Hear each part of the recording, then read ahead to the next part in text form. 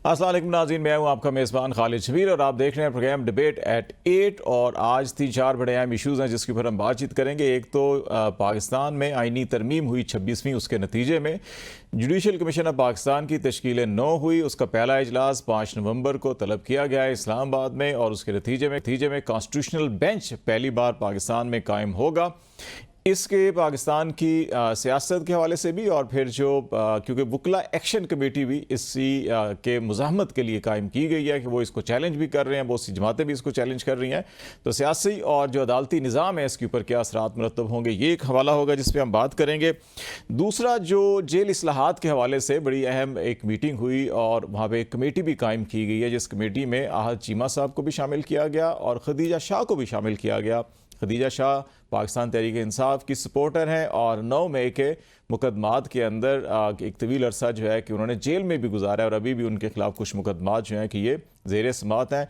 तो ये मैसेज क्या है या इस के नतीजे में मामलात किस तरह बढ़ सकते हैं, ये एक बड़ा अहम मामला है, इसके ऊपर हम बातचीत करेंगे। फिर कुछ PIA की निजकारी और दीगर मामलात हैं उन पर भी हम करेंगे। और इंतज़ार हुसैन पंजोथा, ये भी वकील हैं और फोकल पर्सन थे इमरान खान के, तकरीबन 25-26 दिन लापता रहे। अटॉर्नी जनरल ऑफ पाकिस्तान ने इस्लामाबाद हाई कोर्ट में यकीन दहानी कराई कि वो 24 घंटे में बाजियाब होकर घर पहुंच जाएंगे, लेकिन गुज़श्ता शब अटक डिस्ट्रिक्ट में हसन अब्दाल के करीब जिस अंदाज में उनकी बाजियाबी, उसने बड़े सवालात पैदा उठाए हैं। और ये मामला कैसे ख़त्म किया जा सकता है, इस पर भी हम बात करेंगे। हमारे साथ शरीके गुफ्तगू होंगे सेनेटर खलील ताहिर सिंधु साहब, पाकिस्तान मुस्लिम लीग नून से आपका तल्लक है। मिर्ज़ा इख्तियार बेग साहब, रुकन कौमी असम्बली है, पाकिस्तान पीपल्स पार्टी से आपका तल्लक है। और मोहम्मद अली सरफराज साहब, पाकिस्तान तहरीक इंसाफ से आपका तल्लक और रुकन कौमी असम्बली है। बहुत शुक्रिया आप तीनों मेहमानों का। सिंधु साहब, आपसे स्टार्ट कर लेते हैं। 26वीं आइनी तरमीम बनाई गई तो उसके कुछ मकासद होते हैं हर बार जब होता है मामला, और इसका बुनियादी मकसद यही था कि एक कॉन्स्टिट्यूशनल कोर्ट हो जिसके अंदर जितने भी 184 के या 199 के तहत जो हाई कोर्ट्स में पावर्स हैं, शायद उसको मिसयूज़ किया जाता रहा माजी में, उसको रोका जा सके और एक कॉन्स्टिट्यूशनल बेंच बना दिया जाए और कुछ केसेस जो हैं कि उसकी भी तकसीम हो जाए और अदलिया जो है कि अपने केसेस को जल्दी से निपटाए।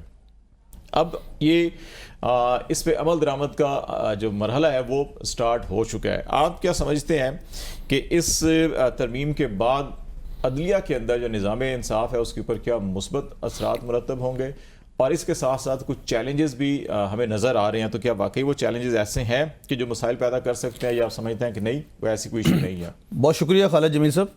ये जो 26th कॉन्स्टिट्यूशनल अमेंडमेंट है, एज ए मैं लॉयर पहले बात कर लूँ कि ये अपना इसका पब्लिक एट लार्ज फ़ायदा होगा। और इसमें जब देखिए बहुत सारी, पाकिस्तान वाहद मुल्क है और भी बहुत सारे मुल्क हैं, जिस तरह मलेशिया, वहाँ पे 51 जजेस हैं सुप्रीम कोर्ट के। हमारे 17 जजेस हैं, जो परसों चौथ हमने प्राइवेट मेंबर बिल था अब्दुल कादर सेंटर का, तो हमने पास किया कि 25 होना चाहिए, आम मेंबर ऑफ दैट कमेटी। ये जो है अपना, इसमें यह है कि बहुत सारी फ्रिवलेस जो लिटिगेशन है वो बहुत ज़्यादा होती है, और उसके साथ 184 को इस तरह से यूज़ किया गया। असल में 184(3) का बेसिक कॉन्सेप्ट जो है, वो जो डाउन ट्रोडन पीपल है, ओप्रेस्ड लोग हैं, ये उसके लिए इस्तेमाल होता है। ये सबसे पहले Darshan Masih versus the federation of Pakistan, ये पहला केस आया था, इसके तहत कि आप सुबह मोटो नोटिस लें कि मतलब अगर पब्लिक एट लार्ज को ऐसी पिसे हुए लोग हैं, ओप्रेस्ड लोग हैं, सुप्रेस्ड लोग हैं, तो उनके बारे में यह था। लेकिन बाद में इसके इस लेवल पे इस्तेमाल किया गया। आपको पता है अतीका उड्डू के खिलाफ किस किस्म का पर्चा दे दिया गया, अपना कर दिया गया। इसके अलावा मतलब मैं हैरान हूँ कि कभी उसका जो ओरिजिनल जो स्पिरिट है उसकी, उसको सामने रखा ही नहीं गया। तो इसके लिए आईनी अमेंडमेंट की बड़ी ये ज़रूरत थी। अब ये होगा कि चूँकि जो अपना बने हैं अपना यह्या अफरीदी साहब, वो भी इसी अमेंडमेंट के नतीजे में चीफ जस्टिस बने हैं, और अब जो होगा ये कमीशन भी बना है वो भी इसी अमेंडमेंट के नतीजे में बना है। वो कंप्लीट हो गया। अब आईनी अदालत अलहदा होगी, उसमें से पहले जो 3 सीनियर जज है, कोई एक उनमें से हो जाए, वो उसका सरबराह होगा। क्योंकि मैंने देखा है, मैं खुद चूँकि पेश होता हूँ, कोई पिछले 2-3 साल की बात है, रिपोर्टेड केस है मेरे पास कि आसिफ सईद खोसा साहब चीफ जस्टिस थे, तो 2 बंदों की अपील थी उनके पास, मर्डर की अपील, तो वो रिपोर्टेड केस है। तो उन्होंने उनको बरी कर दिया, पता चला इनको 2 साल पहले सजाए मौत हो चुकी हुई है ऑलरेडी। मतलब वेयर इज द जज who issue the red warrant. मतलब देखिए सबसे ज्यादा जो प्राइम चीज है ना जी, life, right to life is paramount, उसको मद्देनजर इंसानों के लिए बनती है ना सारी चीजें। तो अगर इंसान, अल्लाह पाक ने फरमाया क्राउन ऑफ द क्रिएशन अशरफुल मखलूकात है, तो अगर उसका दादा केस करता पोते को 23 साल के बाद, 20 साल के बाद इंसाफ मिलता है, या 20 साल बाद को बंदा बरी होता है, तो who is the responsible for that? अच्छा, एक चीज मुझे वजाहत चाहिए, फिर मैं जरा बेग साहब की तरफ भी चलता हूँ और अली साहब की तरफ, कि जुडिशल कमीशन की जो कंपोजिशन है उसमें चीफ जस्टिस साहब हैं, फिर आपके 3 सीनियर मोस्ट जजेस हैं सुप्रीम कोर्ट के। 5 जजेस हैं। 4 हो गए ना, 5वें फिर प्रिजाइडिंग जज होंगे जी, जी, जो उसके होंगे। अच्छा, अब इसके अंदर एक ये सवाल पैदा हो रहा है कि इसका मतलब है कि ये 1+3 जो पहले हैं इनमें से वो प्रिजाइडिंग जज नहीं हो सकते क्योंकि उसके बाद से किसी को लेना पड़ेगा। आमतौर पे रूटीन ऐसा ही है? आमतौर पे रूटीन ये होती है कि अगर उनमें से किसी का नाम आए, जो प्रोसीजर है, तो फिर ऑटोमेटिकली उसमें से वो उठ जाते हैं, उससे फिर नेक्स्ट को बुला लिया जाता है। उससे नेक्स्ट हाँ जी, ये एथिकली भी है। और जो सुप्रीम कोर्ट के रूल्स हैं, rules and regulation supreme court bar के, सुप्रीम कोर्ट के उसके मुताबिक वो ऑटोमेटिकली खुद चले जाते हैं। इन दोनों फार्मूलों को देखा जाए तो जमाल मंदोखेल साहब जो हैं कि वो या तो जुडिशल कमीशन के मेंबर होंगे या फिर उनको जो है कि कॉन्स्टिट्यूशनल बेंच का सरबराह भी बनाया जा हो सकता है जी, कोई भी 5वें नंबर पे वो है ना। जी हाँ, 5वां तो उन्हीं का मेरा ख्याल है जो भी बनेंगे, लेकिन चूंकि सारे जजेस ही इक्वल हैं, बराबर हैं, तो मैं तो एज ए लॉयर सबका ही बहुत ज्यादा एहतराम है और किसी की इंटेग्रिटी पे कोई शक नहीं है। ठीक हो गया। बेग साहब, ये सबसे ज्यादा जो एतराज किया जाता है इसके ऊपर, मकासद अच्छे हो सकते हैं और इसमें कोई हर्ज नहीं है कि आज 26 हैं तो इससे पहले 25 तरमीम भी हुई हैं, कोई ज़रूरत पड़ी है तो हुई हैं और आगे भी शायद होंगी।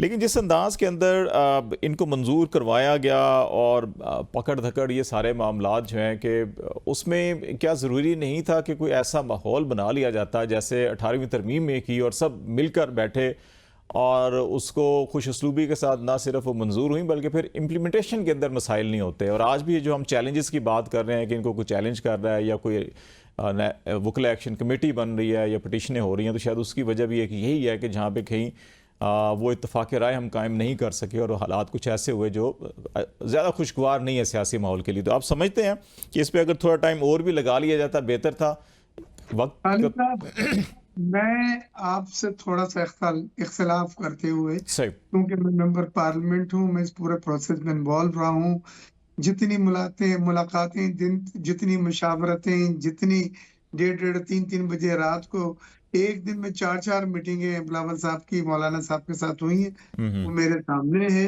मैं आपको हकीकतन ये बतलाऊं कि पहले वाली जो अमेंडमेंट लाई जा रही थी वो तो मैं आपसे एग्री करता हूँ जल्दबाजी में थी, सबका ऑन बोर्ड नहीं थे, सबका कॉन्फिडेंस नहीं था और मैं खुद यही समझूंगा कि वो बड़ा एक हेस्टी वे में उसको पेश किया जाना चाहते थे, लेकिन वो बहरहाल नहीं हो सकी। लेकिन ये जो दूसरे बिलावल साहब ने फॉर्मेट लेके गए हैं, ये तो है ही बेस पे मुशावरत पे था। ये मौलाना साहब से मुसलसल मीटिंगें हुई हैं, मौलाना साहब ने बेशुमार क्लॉजेस जो हैं स्ट्रिक डाउन करे, इसमें से खत्म करे, उन्होंने बेशुमार क्लॉज उन्होंने अपने भी डलवाए। और ये नॉर्मल होता है कि जब 2-3 सियासी जमातें बैठ के ज्वाइंट मसवदा बना रही होती हैं तो हर एक चाहता है कि ज्यादा से ज्यादा मेरे एजेंडे में से हो ताकि मैं लोगों को बतला सकूं कि जो मैंने मैनिफेस्टो में वादा किया था वो मैंने आइन में शामिल करवा दिया।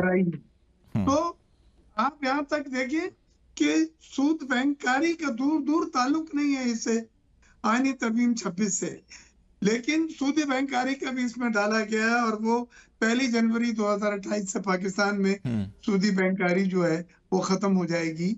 ये मौलाना साहब का एक डिमांड थी। उनका मैंडेट क्यों अवाम से वोट इसी मैंडेट के तहत लेते हैं ना, तो इसलिए उन्होंने इस चीज़ को लिया। ज़रा एक चीज़ मुझे बताइए बेग साहब कि आप ये बिल्कुल ठीक कह रहे हैं, मुशावरत चलती रही, हम भी इस्लामाबाद से रिपोर्ट करते रहे, रात गए तक 3-3 4-4 बजे तक हुआ।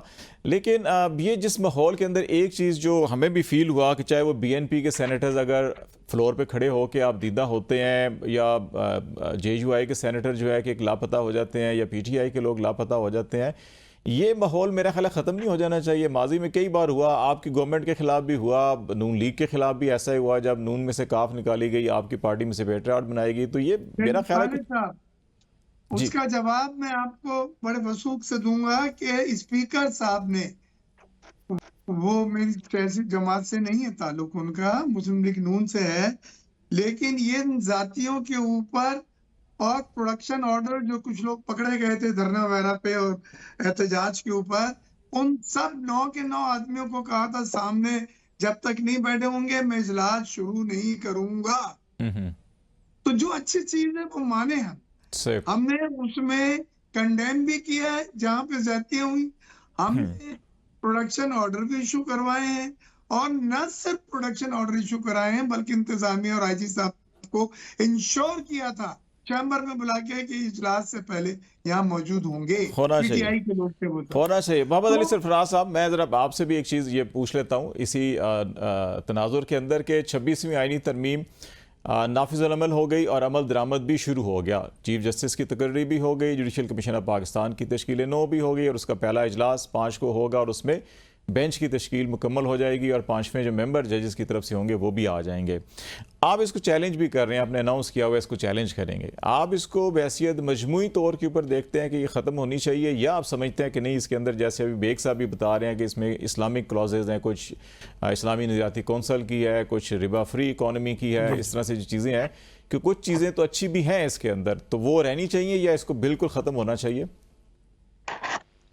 अच्छा जनाब, आपको बड़े अच्छे तरीके से पता है कि हमने इन सारी अमेंडमेंट्स को आउटराइट रिजेक्ट किया था ऑन द ग्राउंड्स कि ये पार्लियामेंट मजाज नहीं है ऐसी कानून साजी करने की, क्योंकि यहाँ पे लोगों के इलेक्शन के ऊपर सवाल खड़ा है और बड़ा सीरियस सवाल खड़ा है और ऑलमोस्ट हर हल्का ही चैलेंज्ड है। और इस दफ़ा ये सिर्फ प्रीवियस इलेक्शंस की तरह नहीं है कि इलेक्शन के बाद ऐसे ही सवाल खड़ा करने। हर एक हमारे मेंबर के पास जो कि इलेक्शन जीते थे उनको फॉर्म 45 भी इशू कर दिए गए थे और वो सबूत उनके पास मौजूद हैं, लेकिन अदालतों को सिर्फ इतना करना है कि उनकी टेबुलेशन कर ले तो दूध का दूध पानी का पानी हो जाएगा इस सिचुएशन के अंदर। और अच्छा, मैं एक और चीज की तरफ आपका ध्यान ले जाऊंगा। तलाल चौधरी साहब ने कल एक बयान दिया कि हमें 126 अमेंडमेंट्स भी करनी पड़ेंगी तो हम करेंगे।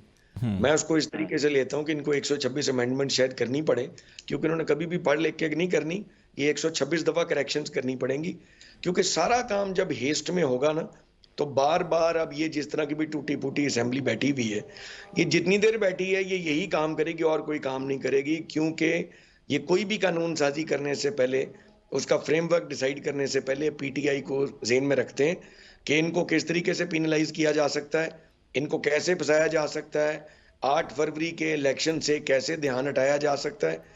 जब सारे का सारा मोटिव ही ये हो तो 26वीं अमेंडमेंट क्या, 27वीं 28वीं अमेंडमेंट ये बिल्कुल ठीक कहते हैं, इनको बार बार लानी पड़ेंगी। अब ये जो अमेंडमेंट थी, नहीं, आप समझते हैं कि आप करेक्शन के लिए लाना पड़ेगा या इवेंट स्पेसिफिक चीजें समटाइम इवेंट स्पेसिफिक हो जाती हैं, जैसे प्रैक्टिस एंड प्रोसीजर एक्ट में हुआ?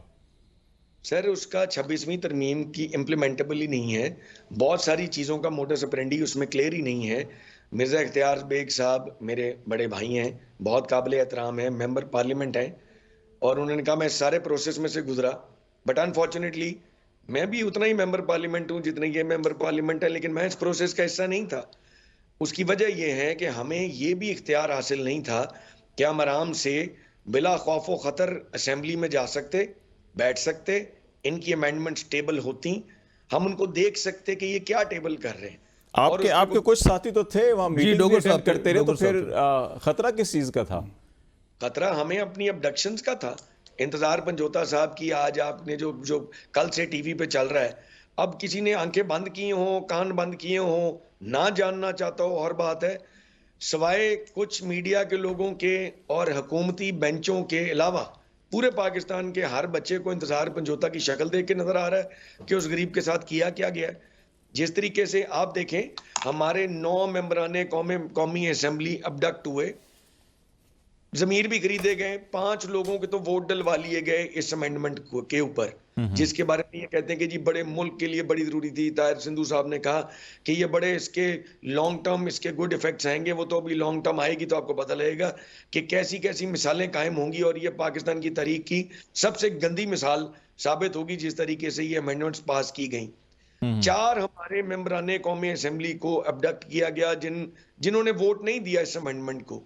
अब उसमें से जिनका देखें, जब तक किसी ने कोई गुनाह नहीं किया ना, मैं उसके साथ सिंपथाइज ही करूंगा पर्सनल ग्राउंड्स पे। हमारी पार्टी के बहुत सारे लोगों की हमारे उन मेंबरान के साथ सिंपथी है जिनको अबडक्ट किया गया, और उनका गिला भी है कि जी देखें, एक तो हमें इन्होंने उठा लिया और दूसरा शक किया जा रहा है, दूसरा उनका, लेकिन उसमें मजबूरी, अब उन पे बेचारों पे हमने क्या शक करना है। मैं तो सिंपथाइज ही करूंगा, लेकिन पब्लिक की नजर में और पार्टी का, अब देखें ये सवाल तो फिर आता है ना, अब जिसकी बदनसीबी आई हो वो बेचारा फंस जाता है। सवाल तो ये पैदा होता है ना कि जी आप अपने आप को आपने सेफ क्यों नहीं रखा, आप क्यों उठाए गए, आप कहां से निकल रहे थे और आप किधर को जा रहे थे जब आप पे रास्ते में अटैक हुआ।